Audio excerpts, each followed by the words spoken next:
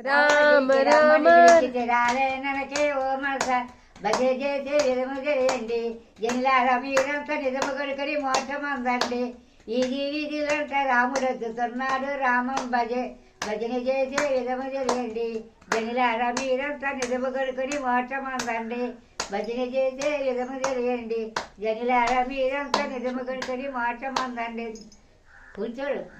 రామ రామ రామ భజన. భజన రాముడంటే ఒంటికి పడదా అది చెప్తావు కదా.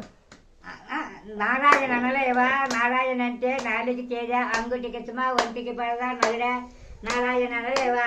నారాయణ అంటే నాలుగు చేజ అంగుటికి సుమా ఒంటికి పడదా నలుడా నారాయణ అనలేవా రామ రామ రామ భజన రామ రామ చెయ్యి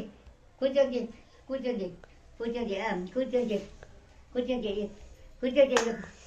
రామ రామ రామ భజన భజన చేసే విధము జరియండి వెంకడు పుట్టాడు సతీష్కిని వాణికిని వాణి లక్ష్మి ప్రియాంకని